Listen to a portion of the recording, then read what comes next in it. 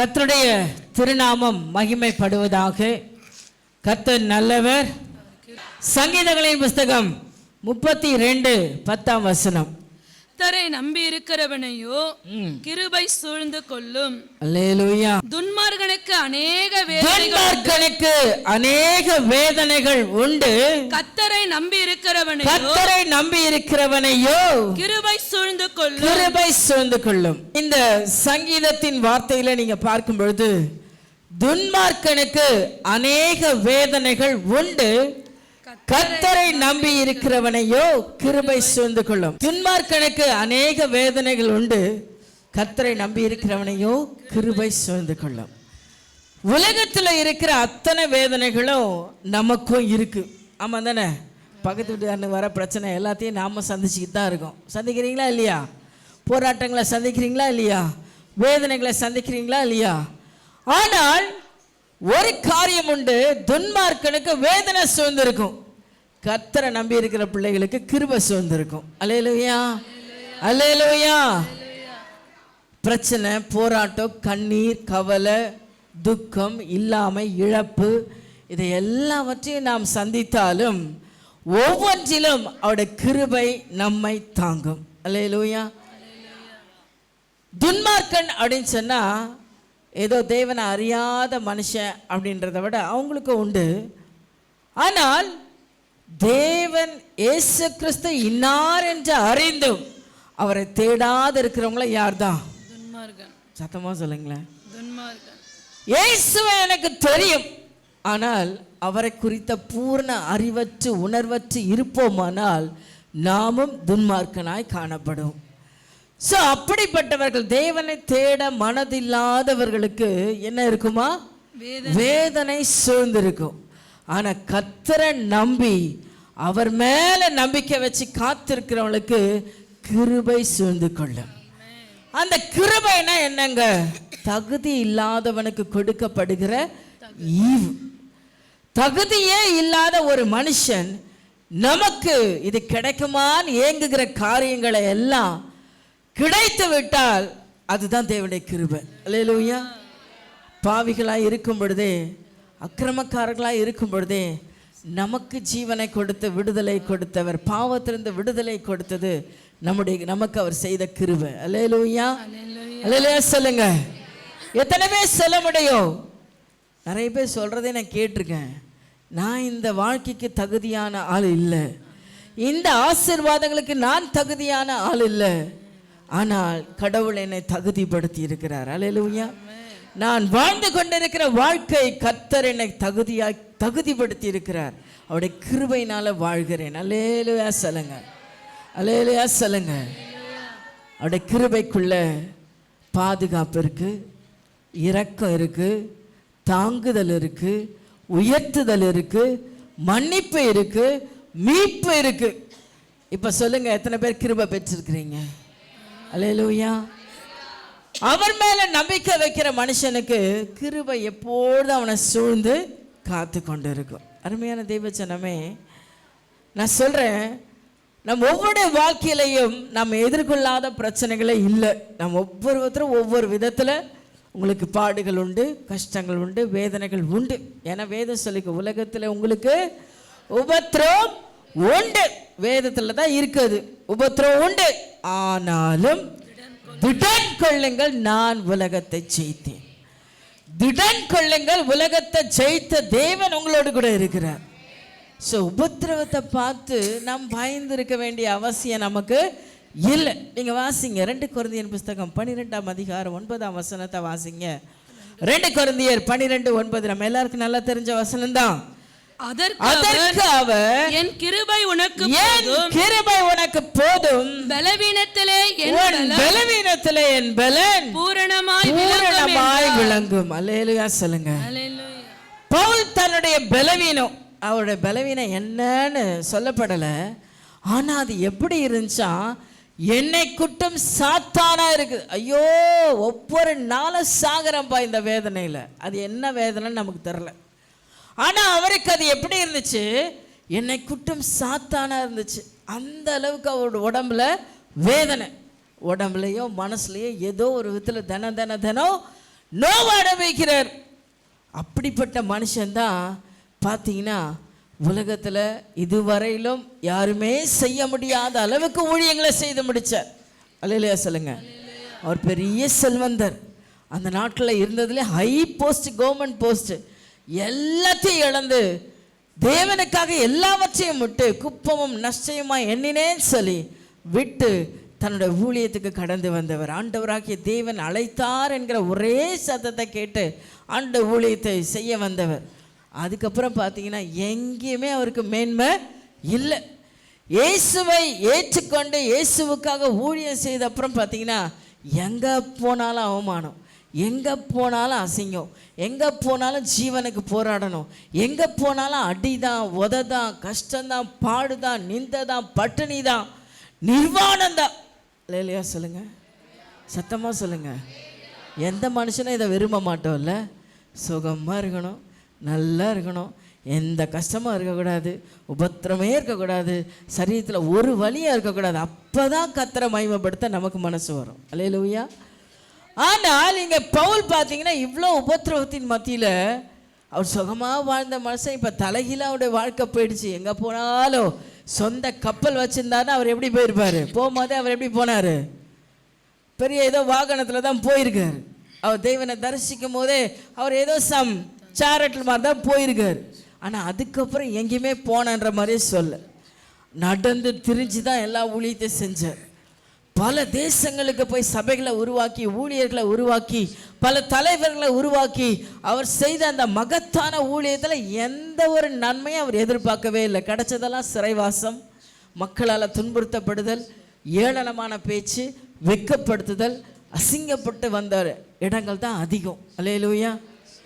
ஆனால் அதுக்காக தான் ஆண்டோட சமூகத்தில் கேட்குறாரு. அப்போ ஆண்டவர் சொல்கிறாரு, உன் பலவீனம் அப்படி தான் இருக்கும், உன் பலவீனத்தில் என்ன விளங்கும்? என் கிருபை விளங்கும்பா. உன் கஷ்டப்பாடு மாறிடாது, உன் பிரச்சனை தீந்துடாது. ஆனால் அதை அப்படியே கிடக்கட்டும், அதை விட்டு தள்ளு. அங்கே நீ எதை பாரு? என் கிருபை உன்னை தாங்கிறத பாரு. அல்லேலூயா. என் கிருபை உன்னை சுமந்துட்டு போகிறத பாரு. என் கிருபை உன்னை வாழ வைக்கிறத பாரு. உன்னை செத்து போவான் குழியில் தூக்கி போட்டு தண்ணியே இல்லாத குழியில் போட்டான். எல்லாரும் நினச்சிதான் செத்து போயிட்டான்னு. அடுத்த நாள் பார்த்தா இவர் எழுப்பி ஜம்முன்னு ஊருக்கு வெளியே வந்து பிரசங்கம் பண்ணுங்கிறார். அல்லேலூயா, அல்லேலூயா.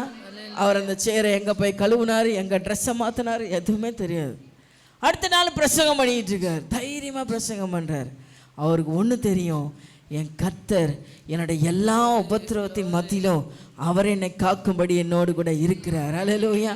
அவருடைய கிருபை என்னை சூழ்ந்திருக்கிறது. இது ஆங்கிலத்தில் படிக்கும்போது பார்த்தீங்கன்னா, my grace is sufficient for thee, for my strength is made perfect in weakness. எனக்கு இந்த வார்த்தை ரொம்ப டச் ஆச்சு. நான் எப்பவும் கொஞ்சம் ஆங்கிலத்தையும் சேர்த்து சேர்த்து படிப்பேன். இந்த வார்த்தை என் இருதயத்தை ரொம்ப தொட்டுச்சு. இங்கே பூரணமா என் கிருபை உனக்கு போதும். அந்த வசனத்தை நீங்க தொடர்ந்து வாசித்தீங்கன்னா, ஆகையால் கிறிஸ்துவின் வல்லமை என் மேல் தங்கும்படி என் பலவீனங்களை குறித்து நான் மிகவும் சந்தோஷமாய் மேன்மை பாராட்டுகிறேன் சொல்றார். ஆங்கிலத்தில் பார்த்தீங்கன்னா, for my strength is made perfect in my weakness. அவருடைய பலன் என்னுடைய வீக்னஸ்ல என்னை பர்ஃபெக்டா மாத்துச்சு. அல்லேலூயா, அல்லேலூயா சொல்லுங்க. ஸோ இங்கே ஆண்டவர் சொல்றாரு, பர்ஃபெக்ட். ஒரு காரியம் பர்ஃபெக்டா வரணும் அப்படின்னா அதை எப்படி செஞ்சா பர்ஃபெக்டா வரும்? உங்களுக்கு ஏதாவது ஐடியா இருக்கா? ஒரு காரியம் பர்ஃபெக்டாக நடக்கணும். ஒரு ஃபங்க்ஷன் நடத்துகிறோம், அது பர்ஃபெக்டாக நடக்கணும். வீட்டுக்கு ஒயிட் வாஷ் பண்ணுறோம், அது பர்ஃபெக்டாக இருக்கணும். பார்த்தா எல்லாம் நிறைவாக இருக்கணும். அந்த பர்ஃபெக்ட் என்பதற்கு பூரணம், குறைவில்லாதது, முற்றுமாய் முடிந்தது. அல்லேலூயா. ஆண்டுடைய படைப்பில் எந்த குறையுமே இல்லை, அப்படி தானே? எல்லாம் நிறைய. அதில் ஏதாவது நீங்கள் குற்றம் கண்டுபிடிச்சி இதை விட்டுட்டாரே, இதை ஏன் செய்யாமல் போயிட்டான்னு சொல்ல முடியுதா? அவர் பர்ஃபெக்ட். அவர் செஞ்சார்னா அது பர்ஃபெக்டாக இருக்கும். ஆனால் அதற்கு மாறாய் மனுஷன் செய்யறதுல எல்லாத்துலேயுமே என்ன வந்துடும்? குறை வந்துடும். குறை இல்லாதே இருக்காது. நீங்கள் என்னதான் ₹1,00,000 செலவு பண்ணி, எத்தனை கோடி செலவு பண்ணி கல்யாணம் பண்ணாலும் இந்த ஊர்கால உப்பு கம்மியாக இருக்குதுன்னு சொல்லிட்டு போவான் ஒருத்தன். அல்லேலூயா. ஊர்காக சாப்பிடவே மாட்டான் பிரியாணியில், ஆனால் அதில் உப்பு கம்மியாகுதுன்னு சொல்லிட்டு போவான். அல்லேலூயா சொல்லுங்க. அருமையான தேவஜனமே, இந்த இம்பர்ஃபெக்ட் என்கிற அந்த வார்த்தைக்கு நீங்க பாத்தீங்கன்னா குறைபாடுள்ள, சொல்லுங்க, குறைபாடுள்ள, நிறைவற்ற, என் கூட சொல்லுங்க, நிறைவற்ற, முழுமையற்ற, பிழை உள்ள, சிக்கலான, இதெல்லாம் தான் இம்பர்ஃபெக்ட். இப்போ சொல்லுங்க, நம்ம லைஃப்ல இதெல்லாம் இருக்கா? இன்னும் நான் முழுமை அடையல, என் வாழ்க்கையே சிக்கலாக இருக்குங்க, வெளியே வரவே முடியல, இடியாப்பம் மாதிரி இருக்குது, எங்கே போனாலும் முட்டு சந்தா இருக்குது, மேலே வரவே முடியலங்க, ஜானியர்னா முளம் சறுக்குது இல்லை? யோசிக்கிறீங்களா? நான் உயிர் வாழ்கிற மாதிரி தான் இருக்கேன், ஆனால் நடப்பான மாதிரி இருக்கேன். நிறைய பேர் சொல்ல டைலாக், நான் உயிர் வாழ்ந்துட்டு தான் இருக்கேன், ஆனால் நடப்பான மாதிரி இருக்கேன். சந்தோஷம் இல்லை, சமாதானம் இல்லை, என் வாழ்க்கையில் திருப்தி இல்லை, முழுமை இல்லை. ஏதோ ஒரு குறைவு என்னை ஃபாலோ பண்ணிக்கிட்டே இருக்கு, ஏதோ ஒரு குறைவு என் பக்கத்தில் இருக்கிற மாதிரியே ஃபீல் ஆகுது. இன்னும் என் எதிர்காலம் நினச்சா, பிள்ளைகளுடைய எதிர்காலத்தை நினச்சா ஒரே கருப்பாக இருக்குது, என்ன நடக்க போதோ தெரியல, இப்படியெல்லாம் ஃபீல் பண்ணிக்கிட்டு இருப்போம். அருமையான தேவஜனமே, இதற்கெல்லாம் ஒரே ரெமெடி தான். நீங்கள் வாசிங்க யாக்கோபு 1:4. நீங்கள் ஒன்றிலும் குறைவுள்ளவர்களாய், நீங்கள் ஒன்றிலும் குறைவுள்ளவர்களாய் இராமல் பூரணராயும் நிறைவுள்ளவர்களாயும் இருக்கும்படி பொறுமையானது பூரண கிரியை செய்ய கடவுது. அல்லேலூயா. பூரண கிரியை வெளிப்படணும்னா என்ன இருக்கணும்? பொறுமை இருக்கணும். நிறைய நம்முடைய பழமொழி சொல்லுவாங்க, பொறுத்தவர்கள் பூமியானவர்கள். வேதம் சொல்லுது சாந்த குணம் உள்ள, சாந்த குணத்துக்கும் இந்த பொறுமைக்கும் ரொம்ப ரிலேஷன்ஷிப் இருக்கு. இந்த சாந்தம் உள்ளவர்கள் பூமியை சுதந்திரித்துக் கொள்ளுவாங்க. பொறுத்து இருக்கிறவங்களுக்கு எல்லாம் நிறைவா கிடைக்கும். எத்தனை பேருக்கு இதுல அனுபவம் இருக்கு? அனுபவம் இருக்கா? இந்த பிரைடல் மேக்கப் பண்றவங்க, நாங்கள் ஒரு மையை போட்டு, ஒரு ஐப்ரோ போட்டு, ஒரு தலையை வாரி, ஒரு புடவை கட்டினேன், இதுக்கு எவ்வளோ நேரம் ஆகும்? ஆனால் அரை நாள் கூட எடுத்துக்கிறாங்க அந்த மேக்கப்புக்கு. ஏன் தெரியுமா? ஏன் அவ்வளோ டைம் ஆகுது? மேக்கப் போட்டவங்க சொல்லுங்களா? நமக்கு அந்த அனுபவம் இல்லை. மேக்கப் போடுறவங்க சொல்லுங்கள், ஏன் அவ்வளோ டைம் எடுத்துக்கிறீங்க? சர்ச்சுக்கு ஏமா லேட்டாக வர? கிறிஸ்மஸ் அன்றைக்கி மேக்கப் போடுறதுக்கே டைம் போயிடுது. 1/2 மணி நேரம் 3/4 மணி நேரம் ஆராதனை முடிச்சு தான் உள்ளே வரோம். கேட்டால் இந்த ட்ரெஸ் எல்லாம் பண்ணிட்டு வரணும். ட்ரெஸ் போகிறதுக்கு 10 நிமிஷம் தான், அந்த மேக்கப்புக்கு தான் அவ்வளோ நேரம் ஆகுது. என்ன பண்ணுறீங்க அப்படின்னு கேட்டால் நீங்கள் சொல்ல மாட்டீங்க, நானே சொல்கிறேன். ப்ளீச்சிங் பண்ணணும், முதல்ல கிளென்சிங் பண்ணணும், அதுக்கு ஒரு கெமிக்கல் இருக்கும், அதை போட்டு தடவி சுத்தமாக தொடச்சிக்கணும். அதுக்கப்புறம் என்ன பண்ணணும்? ஃபவுண்டேஷன் போடணும். அதுதான் பட்டி அடிக்கிறது. செவத்துக்கெல்லாம் பட்டி அடிப்பாங்களே, ஓட்டை கிட்ட எதுவும் தெரியாமல் பட்டி அடிப்பாங்களே, அதை போடணும். அது போட்டால் முழுமுன்னு ஆயிரும். அதுக்கப்புறம் என்ன? ஒரிஜினல் பெயிண்ட் அடிக்கணும். என்ன கலர் வேணுமோ, நம்ம கருப்பாக இருந்தால் வெள்ளையாகணும், வெள்ளையாக இருந்தால் கருப்பாக்கணும், ஏதோ ஒரு பெயிண்ட்டு அடிச்சிக்க வேண்டியது. அதுக்கப்புறம் அந்த பெயிண்ட்டை பலபலன்னு தெரியணும். அதுக்கு என்ன பண்ணோம்? இவ்வளோ விஷயம் உங்களுக்கு தெரியுமான்னு கேட்குறீங்களா? நம்ம பார்த்துன்னு தானே இருக்கிறோம். அதுக்கு மேலே அதை அடிக்கணும். அதை அடித்து ஃபுல்லாக எல்லா மேக்கப்பை முடிச்ச அப்புறம் ஒரு ஸ்ப்ரே அடிப்பாங்க. அது எதுக்குன்னா, அது காயாமல் இருக்கணுமா.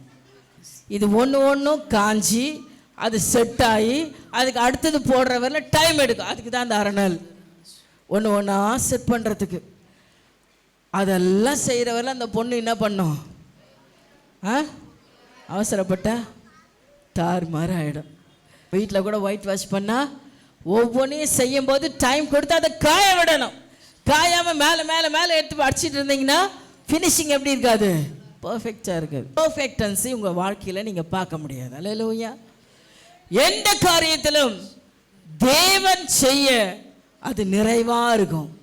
நாமளா செஞ்சா சொல்லுங்க, கம்ப்யூட்டர் கண்டுபிடிச்சாலும் இன்னைக்கு பார்த்தீங்கன்னா, நான் 80லேருந்து பார்க்குறேன், 72 80லேருந்தே கம்ப்யூட்டர் வந்துச்சு.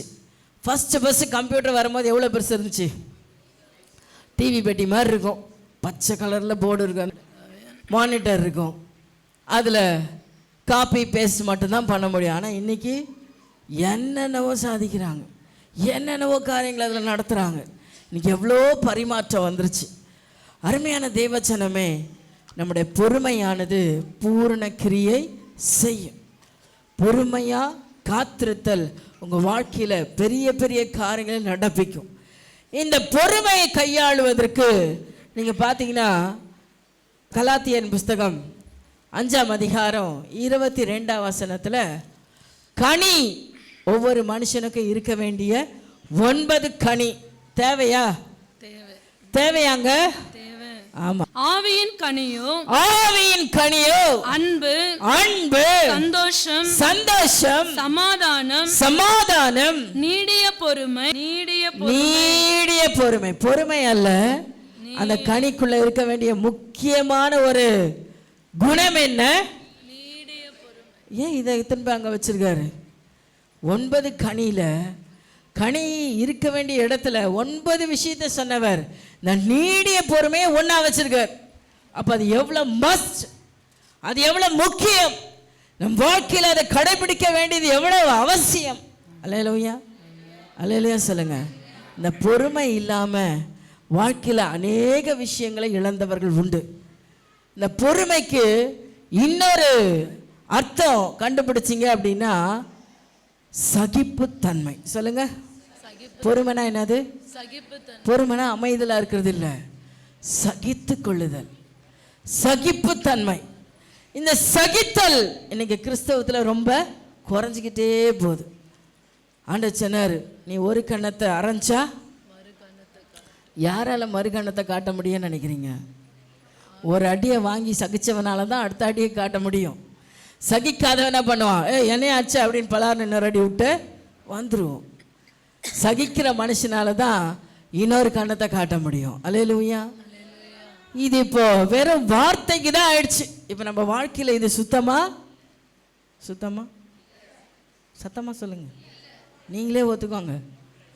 இல்லை, கொஞ்சம் கூட பொறுமை இல்லை. இந்த சந்ததியில் எல்லாம் fast food, fast water, fast dress, எல்லாம் ஃபாஸ்ட். இப்போ போனால் முன்னெல்லாம் துணி எடுக்கணும் போட்டுக்கணும் அப்படின்னா போகணும், துணி எடுக்கணும், தைக்கணும், டெய்லர்கிட்ட 10 நாள் கழித்து கெஞ்சி கூத்தாடி வாங்கி போட்டுக்கணும். ஆனால் இப்போ காசு இருந்தால் போதும், போயிட்டு மாற்றிக்கிட்டு வீட்டுக்கு வர வேணாம், அங்கேயே மாற்றினா அப்படியே போயிடலாம்.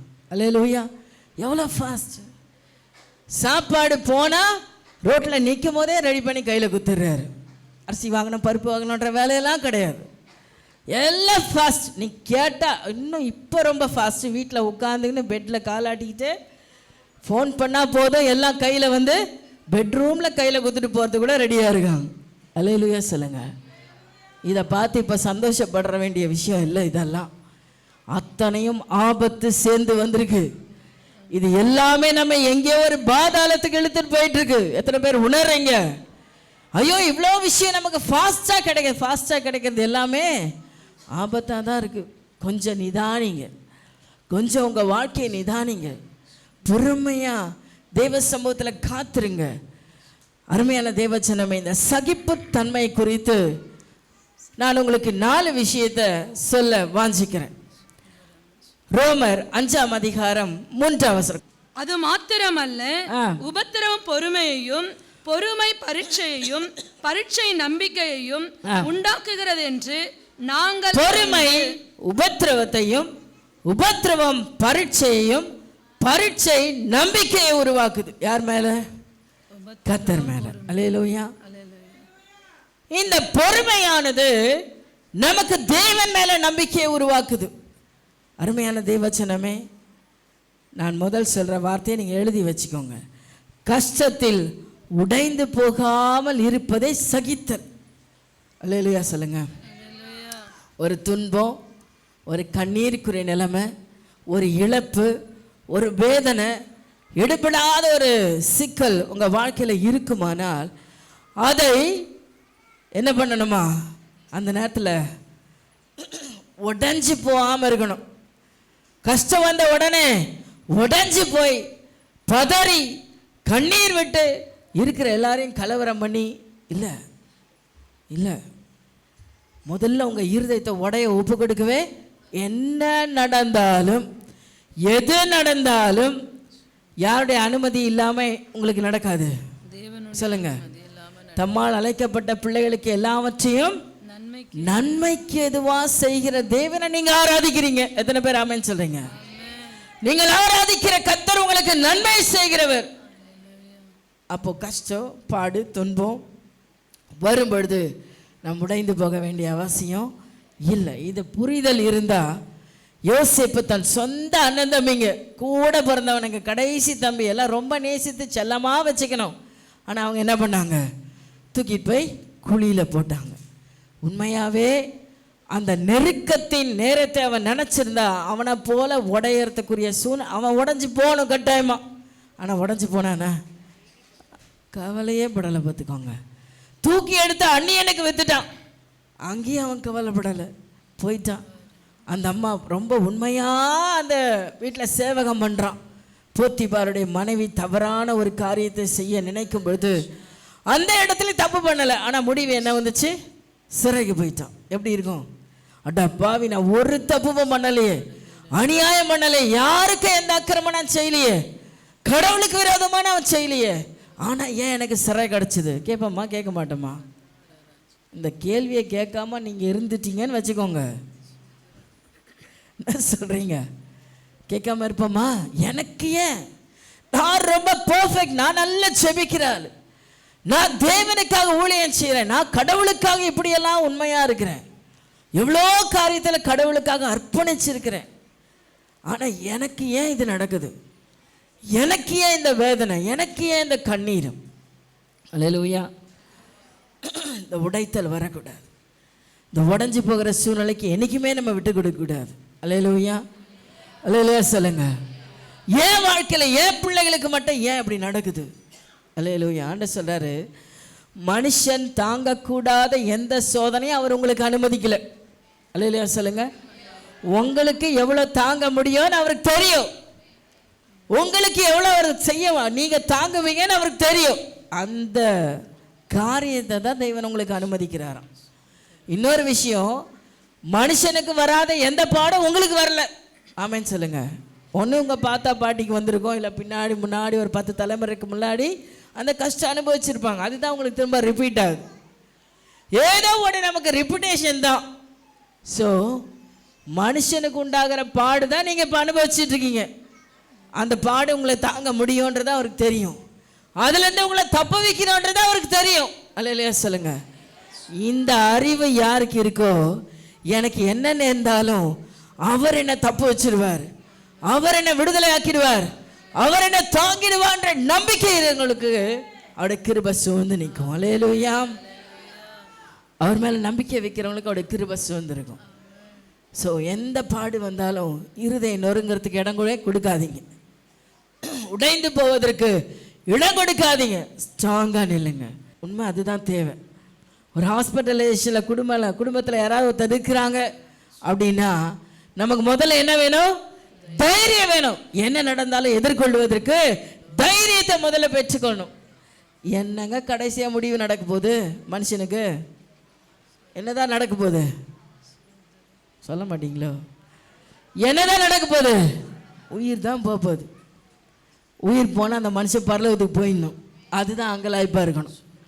காப்பாற்ற முடிஞ்சா காப்பாற்று, இல்லைன்னா உங்ககிட்ட சேர்த்துக்கோங்க, அவ்வளோதான். ஸ்ட்ராங் ஆகிடணும். அல்லேலூயா சொல்லுங்க. சொல்லுங்க. ஐயோ நான் என்ன பண்ணுவேன், நான் என்ன பண்ணுவேன்னா ஒன்றும் பண்ண மாட்டேன். ஒன்றும் பண்ண முடியாது உன்னால். அதுக்கு நீ டயர்டாகி நீ அப்படியே சாப்பிடாமல் இருந்து உனக்கு அல்சர் வந்து நீயே மயக்கம் போட்டு ஊழ்ந்துட்டு இருந்தால் அவங்கள எப்படி காப்பாற்றுறது? ஸோ ஸ்ட்ராங்காக இருக்கணும்.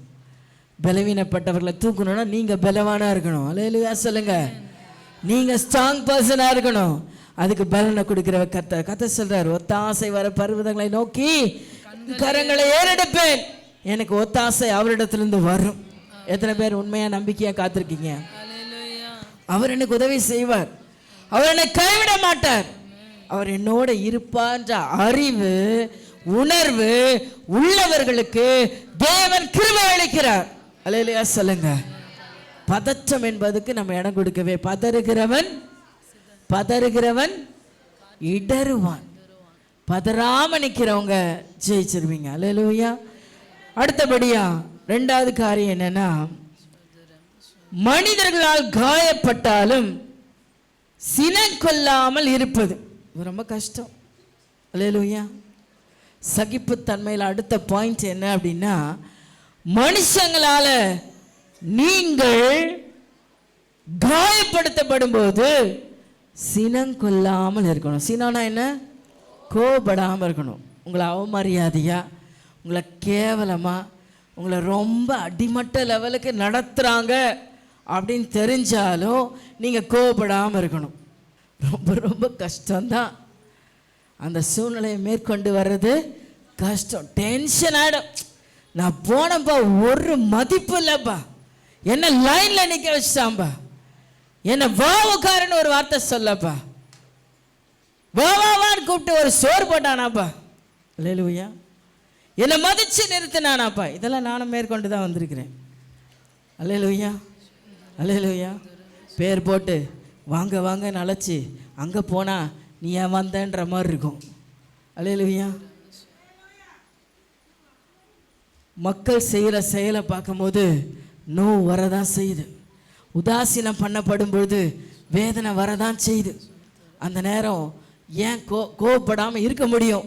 நான் என்ன யோசிக்கிறேன் தெரியுமா? அப்போ அந்த மாதிரி உதாசீனம் பண்ணப்படும் பொழுது எல்லாம் அதை சகித்து கொள்ள நான் எப்படி என்னை ட்ரெயின் பண்ணியிருக்கேன் அப்படின்னா, சிலுவையில் ரத்தத்தை கொடுத்து அவங்கள காப்பாற்றின அந்த ஆண்டவருக்கே அங்கே இடம் இல்லை. உதாசீனம் பண்ணுறாங்க அப்படின்னா நான் எந்த மூலை, நான் என்ன அவங்களுக்கு பெருசாக செஞ்சுட்டேன் அப்படின்னு நினச்சி என்ன நானே தேய்ச்சிக்கொள்வேன். அல்லேலூயா. இனிமேல் இப்படி நீங்கள் உங்களை தேத்திக்கோங்க, தைரியமாக்கிக்கோங்க. அல்லேலூயா. தேவனையே உதாசீனம். அவர் சொல்லிட்டார், என்னையே இப்படி தான்ப்பா பண்ணுவாங்க, என்னையே மதிக்க மாட்டாங்கப்பா. இல்லை, பட்டை மரத்துக்கே அந்த பாடு அப்படின்னா பச்சை மரத்துக்கு பாடு இருக்கும். அப்போ இதெல்லாம் உணர்ந்துருக்கணும். நாம் இதெல்லாம் வசனத்தை படித்தா தான் புரியும். அல்லேலூயா சொல்லுங்க. இந்த வசனம் படிச்சுக்கிறது, வசனம் படிங்கன்னு ஏன் சொல்கிறோம் அப்படின்னா, இதெல்லாம் நம்மளை ஸ்ட்ரென்தன் பண்ணும்.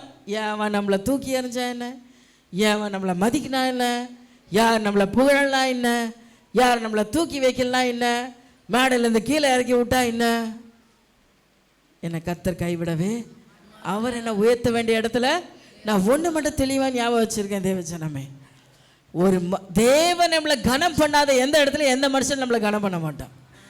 தேவன் கனம் பண்ணிட்டாருன்னா எந்த மனுஷனும் நம்மளை கனவீனம் பண்ண முடியாது. அல்லேலூயா. ஆனால் ஒரு விஷயம் நம்ம கவனமாக இருக்கணும். நாம் எதில் கவனமாக இருக்கணும்? போகிறதுக்கு முன்னாடி அவர்கிட்ட கேட்டுக்கணும், ஆண்டவரே இன்னைக்கு நீங்கள் என்னை கனம் பண்ணுவீங்களா பண்ண மாட்டீங்களா, நான் போட்டுமா வேணாவா, நான் போனேன் என்னை மதிப்பாக நடத்துவீங்களா அப்படின்னு யார்கிட்ட கேட்கணும்? ஐயா, இனிமே தேவன் சொன்ன எப்படி சொல்கிறாரோ அங்கே சாப்பிடுனா சாப்பிடணும், சாப்பிடாத ஓடி போனால் ஓடி வந்துடணும், இங்கே நில்லுனா நிற்கணும், இங்கே நிற்காத போயிடுனா போயிடணும், இந்த கல்யாணத்துக்கு போகாதனா போகக்கூடாது. அதுக்கு மிஞ்சி என் மாமன் என் மச்சன் அப்படின்னு போனேன்னா அந்த அவமானத்தை நீ தான் சந்திக்கணும், போய் நான் இது மாதிரி காஞ்சிட்டு வா அப்படின்னு விட்டுருவார். அல்லேலூயா. மனிதர்களால் காயப்படும் போது அவங்க மேலே கோவப்பட்டா உங்கள் ஆத்துமா கெட்டு போகுது. ஆமாம் தானே? கசப்பு, விரோதம், காயம் உள்ளே வந்துடுது. இவங்க எப்படி பண்ணிட்டாங்களே, இவங்க எப்படி நம்மளை அவமானப்படுத்திட்டாங்களே, இவங்க நம்மளை மதிக்கலையே, இவங்க நம்மளை ஏற்றுக்கொள்ளலையே, நம்ம இருதயம் கெட்டு போகுது. நாம ஏன் அவனுக்காக நம்ம கெட்டுக்கணும்? யாரோ ஒருத்தருக்காக நாம ஆத்துமாவை நான் ஏன் கெடுத்துக்கணும்? அந்த புத்தி தெளிவு யாருக்கு வரணும்? உங்களுக்கு தான் வரணும். அழைச்சவனுக்கு இல்லை. அவன் எல்லாரையும் கூப்பிட்ற மாதிரி உங்களே கூப்பிட்டு போயிட்டாங்க. நீங்கள் தான் உஷாராக இருக்கணும். இங்கே போனால் நமக்கு எப்படி நடத்துவாங்க, இந்த இடத்துக்கு போகலாமா வேணாமா, எந்த அளவில் இருக்கணும், எந்த லிமிட்டேஷனில் இருக்கணும், உங்களுக்கு தான் தெரியணும். அல்லேலூயா. சத்தமாக சொல்லுங்க. இதை புரிஞ்ச உங்களுக்கு கிருபை இருக்கும். நீ போயிட்டு தொங்கி தொங்கி நின்றுட்டு அவன் மதிக்கலைன்னா அதை ஆண்டவர் பொறுப்பேற்றுக்கவே மாட்டார். அல்லேலூயா சொல்லுங்க. நல்லா சத்தமாக சொல்லுங்க. இது யாருக்காக பேசுகிறார், எங்கே பேசுகிறாலும் எனக்கு தெரியாது. இல்லை, தெளிவாக்குறார். இனி நீ ஜாக்கிரதையாருன்னு சொல்லியிருக்காரு. அல்லேலூயா. அடுத்தபடியா பதில் சொல்ல முடிந்தும் அமைதியாக இருப்பது. ஒரு சில இடத்துலலாம் நம்மளால் பேச முடியும், அவங்க கேட்குற எல்லா கேள்விக்கும் பதில் சொல்ல முடியும். எந்த லெவலுக்கும் பேச நமக்கு தெரியும். அவன் ஒரு வார்த்தை சொன்னால் நம்ம 9 வார்த்தை பேசுறதுக்கு நம்மளுக்கு தெரியும். ஆனால் ஆண்டவர் சொல்லுவார், அமைதியாக வந்துரு, பேசாத, வாயை மூடிரு அப்படின்னு சொல்லுவார். அந்த இடத்துல நீங்கள் தேவன் மேலே நம்பிக்கை வச்ச ஆண்டவர் சொல்ல, நீ சும்மா இரு, நான் உனக்காக சத்தமாக சொல்லுங்க, நீ சும்மா இரு, நான் உனக்காக யுத்தம் செய்வேன் அப்படின்னு சொல்லி இருக்கிறார். எங்க சும்மா இருக்கணுமோ அங்க சும்மா இருக்கணும். பேச வேண்டிய இடத்துல பேசணும், பேச வேண்டிய இடத்துல பேசாம வந்துடுது, பேசக்கூடாத இடத்துல தேவையெல்லாம் வாயை கொடுத்துட்டு இருக்கிறது. இது ரெண்டுமே டேஞ்சர். ஸோ எங்க கிருபை உங்களை தாங்கும் அப்படின்னா, அவர் பேச சொல்ற இடத்துல பேசுங்க, பேச வேண்டாம்ன்ற இடத்துல அமைதியாக இருந்துருங்க. எனக்கு எல்லாம் தெரியும், எனக்கு எல்லா அனுபவம் இருக்கு, நான் இப்படிப்பட்ட பிரச்சனை எத்தனை மாற்றி வந்திருக்கேன் தெரியுமா அப்படின்னு அங்கே உங்கள் சொந்த பலத்தை எடுத்துட்டு போய் நின்றாதீங்க. உங்கள் சொந்த பலத்தை ஞானத்தை அங்கே பயன்படுத்திடாதீங்க. அப்போ கிருபையை நீங்கள் பார்க்க முடியாது. அல்லேலூயா. கடவுள் அவர்களை பார்த்து கொள்வார், கடவுள் அவங்கள நடத்துவார். வேதம் சொல்லுது, உன்னை வெட்கப்படுத்தினவர்களை உன் காலடியின் தூளை நக்க செய்வேன். ஆண்டவர் எப்பவுமே ஒரு அவமானம் வருது அப்படின்னா இந்த ஊரை விட்டு ஓடி போயிருன்னு ஆண்டவர் ஒரு நாளும் சொல்ல மாட்டார். இந்த கம்பெனியை விட்டு ஓடி போயிரு, இந்த குடும்பத்தை விட்டு ஓடி போயிரு அப்படின்னு என்றைக்குமே ஆண்டவர் சொல்ல மாட்டார். எனக்கு அவர் மேலே அதில் ஒரு பெரிய கோவம். பிரச்சனை வந்தால் என்ன பண்ணோம், அசிங்கம் வந்தா நாம் அப்படி தானே, நம்மளை யாராவது அசிங்கம் பார்த்துட்டு அந்த ஏரியாவிலே தலை வைக்கக்கூடாது அப்படி நம்ம நினைப்போம். நான்லாம் அதில் ரொம்ப பயங்கரம், திரும்பி கூட அவங்க முகத்தை பார்க்கக்கூடாதுன்னு நினைப்பேன். ஆனால் ஆண்டவர் என்ன தலையெல்லாம் மாற்றின, போக மாட்டேன், திரும்பி போக மாட்டேன், திரும்பி பார்க்க மாட்டேன். ஆனால் என் சுபாவத்தை தலையெல்லாம் மாற்றினவர் என் தேவன். ஆண்டவர் சொன்னார், நீ அதே இடத்துல தான் போய் நிற்கணும், நீ அதே மனுஷங்க முன்னாடி தான் போகணும். எப்படி இருக்கும் தெரியுமா, எப்படி இருக்கும் தெரியுமா, நெருப்பில் நிற்கிற மாதிரி இருக்கும், அக்கினியில் வேகிற மாதிரி இருக்கும், ஆனாலும் நிற்கணும். அல்லேலூயா. அருமையான தேவச்சனமே, ஆண்டவர் எப்பவுமே நீங்கள் வெட்கப்பட்ட ஸ்தானத்தில் விட்டு ஓடணும்னு நினைக்காதீங்க. அதே இடத்துல ஆண்டவர் திரும்ப உங்களை உயர்த்துவார். ஏன்னா வேத வசனம் அதான் சொல்லுது, இந்த மனுஷன் என்னை அசிங்கப்படுத்துகிறான், அந்த மனுஷன் என்னை அசிங்கப்படுத்துகிறான்னு புறக்கணிச்சிட்டே இந்த உலகத்தில் எல்லாரையும் விட்டுற வேண்டியதுதான். அல்லேலூயா. ஆனால் ஆண்டோடைய வார்த்தைக்கு கீழ்ப்படிஞ்சு கர்த்தர் மேலே நம்பிக்கை வச்சு நாம் நிற்போம். அதே ஸ்தானத்தில் நிற்கும்போது ஆண்டவர் சொல்லார், அவர்களை உன் காலடியின் தூளை நக்க பண்ணுவேன். நீ நின்னாதானே அவங்க வந்து நக்குவாங்க, நீ வந்தாதானே அவங்க காலடியில் விழுவாங்க. இது இது மட்டும் இல்லை, நிறைய இந்த 30 வருஷ காலங்களில் என்னோட ஊழியத்தில் அநேக காரியத்தை நான் பார்த்துட்டேன். கர்த்தருக்கு நம்ம உண்மையாக இருக்கணும், கர்த்தருடைய வார்த்தைக்கு கீழ்ப்படியணும். கர்த்தர் என்ன அவ்வளோ தூரம் நம்மளை அசிங்கப்படுத்துகிறவங்க கூப்பிட்டா நாம ஏன் திரும்ப போனோமா, அந்த வீராப்பெல்லாம் இருக்கக்கூடாது, அந்த வைராக்கியெல்லாம் இருக்கக்கூடாது. நான் போய் திரும்ப நிற்கணும், நின்னாதான் அவங்க நம்ம காலில் விழுறத பார்க்க முடியும். அல்லேலூயா சொல்லுங்க. கசப்பு வைராக்கியம் உனக்குள்ள வேண்டாம், மற்றவங்களை குறித்த வேதனை உனக்குள்ள வேண்டாம். நீ ஆண்டவரை நினச்சி வாழ, அவர் தான் நமக்கு நல்ல மாடல். அவரை போல ஒரு பெஸ்ட் மாடல் இந்த உலகத்தில் யாருமே கிடையாது. ஏவன் நம்மளை மதித்தாலும் மதிக்காட்டாலும் தேவனுடைய நாமத்துக்கு மகிமையாக நம்ம நிற்கும் போது தேவன் நம்மளை கனம் பண்ணுகிறான். ஆனால் நம்ம புத்திசாலியாக ஞானமாக ஒரு சில விஷயங்களை செய்ய வேண்டியது அவசியம். அல்லேலூயா சொல்லுங்க, அல்லேலூயா சொல்லுங்க. உன்னை தூக்கி எறிகிற இடத்துல அப்போ போய் கெஞ்சிக்கிட்டு நிற்கக்கூடாது, அப்போ கெஞ்சக்கூடாது, வந்துடணும் தேவ சமூகத்தில் அவங்களுக்காக ஜெபிக்கணும். ஆண்டவர் உங்களோட குற்றம் விளங்கும்படி காரியங்களை கர்த்தர் நடப்பிப்பார். அல்லேலூயா சொல்லுங்க. ஒரு நாள் திரும்ப வரும். கொஞ்ச நாளைக்கு முன்னாடி ஒரு அம்மா அப்படி தான், என்னத்துக்கு அவங்க அப்படி பேசினாங்கன்னே எனக்கு தெரியாது, அவ்வளோ பேச்சு பேசிட்டு 10 நாள் கழித்து ஃபோன் போட்டு ஓன்னு அழுகுறாங்க. அம்மா நான் உங்ககிட்ட நான் திரும்ப ஒரு வார்த்தை கூட பதில் பேசலை, அமைதியாக கேட்டுட்டு இருந்தேன். சரிம்மா ஸ்தோத்திரம்மா, நான் உங்களுக்காக ஜெபிக்கிறேன்னு வச்சிட்டேன். ஒரு 10 நாள் கழித்து திரும்ப ஃபோன் பண்ணுறாங்க, நான் உங்களை பேசின அத்தனை வார்த்தைக்காக என்னை மன்னிச்சிடுங்க, எனக்கு இப்போ இவ்வளோ பெரிய உபத்திரவம் வந்திருக்கு, இந்த உபத்திரவம் உங்களை பேசுனதுனால தான் வந்திருக்கு. யார் புரிய வைப்பா, நம்ம சொன்னால் புரியவே புரியாது. நான் செய்யலைங்க, நான் பண்ணலம்மா, உனக்கு அநியாயம் பண்ணல, எதுவுமே நம்ம சொன்னாலும் புரியாது. கர்த்தர் புரிய வைக்கணும். அல்லேலூயா. கர்த்தர் புரிய வைக்கணும். பொறுமையாக இருந்தீங்கன்னா கர்த்தர் உங்களுக்காக யுத்தம் செய்யதை நீங்கள் பார்க்க முடியும். நீ எழும்பிட்ட அப்படின்னா, நீ எழும்பி பேசுகிற அப்படின்னா நீயே பார்த்துக்கணும், அவர் போயிடுவார். நாம் பார்த்தா என்ன நடக்கும், போலீஸ் ஸ்டேஷனில் போய் நிற்கணும், அடித்தடி சண்டை மண்டையை உடச்சி போலீஸ் ஸ்டேஷனில் போய் உனக்காக எனக்காக அப்புறம் நான் தான் வரணும். அருமையான தெய்வச்சனமே, ரொம்ப ஜாக்கிரதையாக இருங்க. கர்த்தருடைய சத்தத்துக்கு நம்ம கீழ்ப்படிஞ்சா நம்மளை வெட்கப்பட ஆண்டவர் விடவே மாட்டார். பொறுமையாக சகித்து கொள்ளுங்க. ஒரு சிலர் கொடுக்கிற உபத்திரவங்களை பொறுமையாக சகித்து கொள்ளுங்க. ஒரு சிலர் செய்கிற காரியங்களை பொறுமையா சகித்து கொள்ளுங்க. கர்த்தர் ஏற்ற காலம் வரை உங்களை உயர்த்திடுவார். ஏற்ற காலம் வரை தேவன் தம்முடைய கண்மலையின் மேல் நிறுத்திடுவார். அல்லேலூயா. கடைசியாய் தேவன் செய்வார் என்று நம்பி காத்திருத்தல். சங்கீதங்களின் புஸ்தகம் 40:1 வாசிங்க.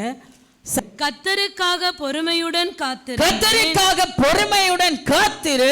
அவர் என்னிடமாய் சாய்ந்து.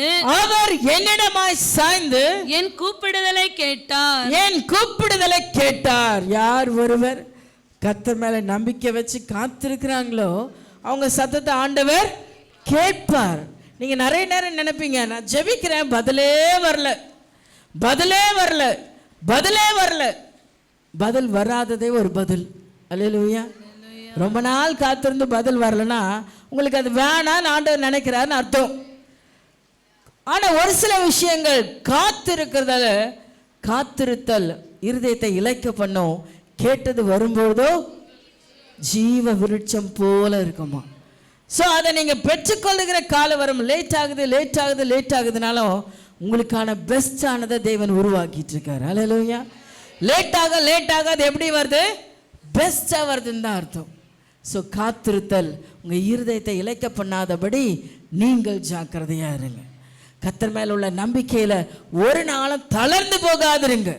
நீங்கள் கேட்பது ஏற்ற காலத்தில் அவர் எப்போ கொடுக்கணும்னு நினைக்கிறாரோ அப்போ அவரை கொண்டு வந்து உங்களுக்கு சரியாக கொடுத்துருவார். அல்லேலூயா சொல்லுங்க. அது ப்ரிப்பேர் ஆயிடுச்சுக்கு. லேட் ஆகிற கொஞ்ச நாள் என்ன ஆயிடுச்சுக்கு?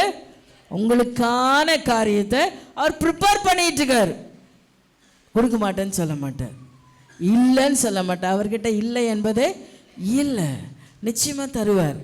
அந்த தருவார் என்ற நம்பிக்கையை நீங்கள் பொறுமையோடு காத்திருக்கணும். அல்லேலூயா. அவர் நிச்சயமாக எனக்கு செய்வார். என் பிரச்சனைகளுக்கு தீர்வு உண்டாகும். என் பிரச்சனைகளுக்கு எல்லா காரியங்களிலும் எனக்கு விடுதலை கிடைக்கும். இந்த உபத்திரவத்தை நான் பொறுமையாக சகித்துக்கொள்ளும். கிடைக்கலன்ற அந்த காரியத்தை நான் சகித்துக்கொள்ள, இப்போ எனக்கு நடக்கலைன்றதையும் நான் பொறுமையாக சகித்து கொள்ள வேண்டும். அப்படி சகிப்பீங்க, பொறுத்திருப்பீங்க அப்படின்னா நிறைவாய் நீங்கள் பெற்றுக்கொள்வீர்கள். நிறைவாய் நீங்கள் பெற்றுக்கொள். அது உங்கள் பிஸ்னஸாக இருக்கட்டும், உங்களுடைய எதிர்கால செட்டில்மெண்ட்டாக இருக்கும், ஏதோ ஒன்று நீங்கள் மனதில் நினச்சிருக்கிற எல்லாவற்றையும் நான் இன்னைக்கு ஆவியான சொல்கிறேன். நீங்கள் எதிர்பார்த்திருக்கிற எல்லாவற்றையும் நீங்கள் பெற்றுக்கொள்வீங்க. நீங்கள் ஆசைப்படுறதுக்கு மேலே அவர் செய்ய வல்லவராக இருக்கிறார். அவர் கொடுக்கறது எதுவுமே உங்களுக்கு தடையாக நிற்காது. அல்லேலூயா. அவர் நிறைவாக நடத்துவார். ஆனால் காலமானது கொடுக்க வேண்டும் என்று அந்தந்த காலத்தில் அதாவது நேர்த்தியாக செய்கிற தேவன் என்பதில் அவர் மேலே நம்பிக்கையை வச்சு பொறுமையாக காத்திருக்கணும். அந்த காலகட்டத்தில் அது நடந்துடும், சிறப்பாக நடக்கும். அந்த நம்பிக்கையில் அசைவுறாது இருக்கணும். சொல்லுங்க, பக்கத்தில் கைப்பிடிச்சு, தேவன் மேலே உள்ள நம்பிக்கையில் அசையாம உறுதியா இருங்க, உறுதியா இருங்க. அவர் மேல நம்பிக்கை வச்சிங்க அப்படின்னா கிருபை உங்களுக்கு தந்துரும், கிருபை உங்களை சூழ்ந்து கொள்ளும், கிருபை உங்களை நிறைவாக்கும்.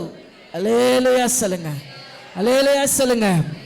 லூக்கா 21:19 உங்கள் பொறுமையினால் உங்கள் ஆத்துமாக்களை பொறுமையினால் என்னத்தை காத்துக்க முடியுமா? உங்கள் ஆத்துமாக்களை காத்துக்கொள்ளுங்கள். உங்க ஆத்துமா தேவனிடத்துல போய் சேரணும் அப்படின்னா எதை முதல்ல காத்துக்கணும்? பொறுமை காக்கணும்.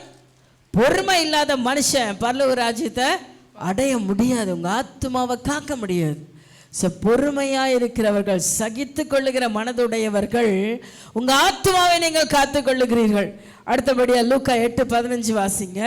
நல்ல நிலத்தில் விதைக்கப்பட்டவர்கள், நல்ல நிலத்தில் விதைக்கப்பட்டவர்கள் வசனத்தை கேட்டு அதை உண்மையும் நன்மையுமான இருதயத்திலே காத்து பொறுமையுடனே பலன் கொடுக்கிறவர்களாய் இருக்கிறார்கள். அல்லேலூயா.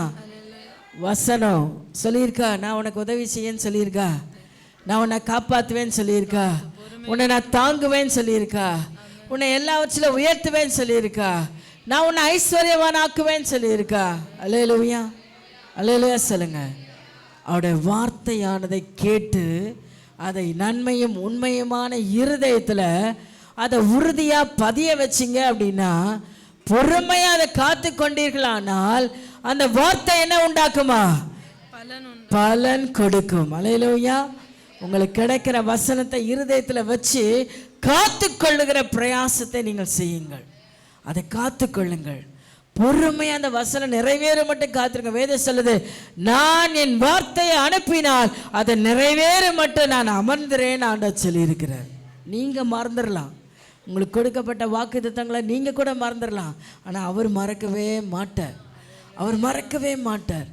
அவர் அதை நிறைவேற்றியே முடிப்பார். அவர் சொல்ல, நான் அதை நிறைவேறல மட்டும் உட்கார்ந்துருக்க மாட்டேன். அப்படின்னா என்ன அர்த்தம்? முடிச்சு தான் உட்காருவேன். ஒரு சிலர் சொல்லுவாங்களே, காரியம் முடிச்சாதாங்க எனக்கு தூக்கம் வரும். ஒரு சிலர் காரியத்தை நினச்சிட்டாங்கன்னா அதை முடிகிற வரை தூங்க மாட்டாங்க. அதுக்காக பிரயாசப்பட்டுக்கிட்டே இருப்பாங்க. அது முடிஞ்சாதான் அவங்களுக்கு நிம்மதியான தூக்கமே வரும், சாப்பாடே இறங்கும். அதை விட பயங்கரமாக ஆண்டவர் சொல்ல, நான் உட்காரவே மாட்டேன்ப்பா, என் காரியத்தை நான் முடிச்சுட்டு தான், உனக்கு செய்ய வேண்டிய காரியங்களை செஞ்சுட்டு தான் நான் உட்காருவேன்றார். அல்லேலூயா. சொல்கிற ஆள் யார் தெரியுமா? உங்கள் மாமா மச்சான் இல்லை. அவன்லாம் சொல்லுவான், ஓடி போயிடுவான். எல்லாம் சொல்லுவான், நான் பார்த்துக்கிறேன், நான் கூட இருக்கிறேன், நான் செய்கிறேன். ஒருத்தன் கூட வரமாட்டான். தோளில் தட்டி நான் எல்லாம் பார்த்துக்கிறேன், கவலைப்படாதன்னு சொல்கிற வார்த்தையெல்லாம் நம்பிடாதீங்க. அவன் தான் முதல்ல உங்கள் காலை வாரி விடுவான். அவன் தான் உங்களுக்கு முதல் எதிராளியாக நிற்பான். அல்லேலூயா சொல்லுங்கள். நீங்கள் எப்படி கோச்சிக்கிட்டாலும் பரவாயில்ல, உண்மை உண்மையே, வசனம் உண்மையானது.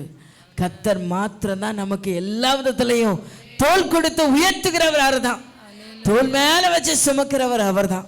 அல்லேலூயா சொல்லுங்க. அவர் மேலே நில்லுங்க. நான் சொல்கிறேன், அவர் நின்னார்னா அவர் மூலமாக மனுஷன் தான் உங்களுக்கு தயவு செய்வான். மனுஷன் தான் உங்களுக்கு தயவு செய்வான். ஆனால் யார் மூலமாக வரும்? கர்த்தர் மூலமாக தயவு வந்தா உங்கள் மாமா மச்சான் இல்லை, அக்கா தங்கச்சி இல்லை, எங்கேருந்தோ ஒரு காக்கா கொண்டு வந்து உங்கள் கையில் கொடுத்துட்டு போயிடும். அல்லேலூயா. இன்னைக்கு இதை ஏன் சொல்கிறேன் அப்படின்னா, உங்கள் வாழ்க்கையை ஆண்டவர் அறிஞ்சிருக்கிறார். அருமையாக அந்த வசனம் சொல்ல 33ஆம் சங்கீதத்தில் நீங்கள் வாசித்தீங்கன்னா 18-19 வசனம் மட்டும் வாசிங்க. தமக்கு பயந்து தமது கிருபைக்கு காத்திருக்கிறவர்களின் ஆத்துமாக்களை மரணத்திற்கு விலக்கி விடுவிக்கவும் பஞ்சத்தில் அவர்களை உயிரோடு காக்கவும் கர்த்தருடைய கண் அவர்கள் மேல் நோக்கமாயிருக்கிறது. அல்லேலூயா. அவருடைய கண்ணு உங்களை பார்த்துட்டே இருக்கு. அவரோட கண்ணுக்கு முன்னால் நீங்கள் தப்பிக்கவே இல்லை. ஏதோ குற்றம் கண்டுபிடிக்க இல்லை.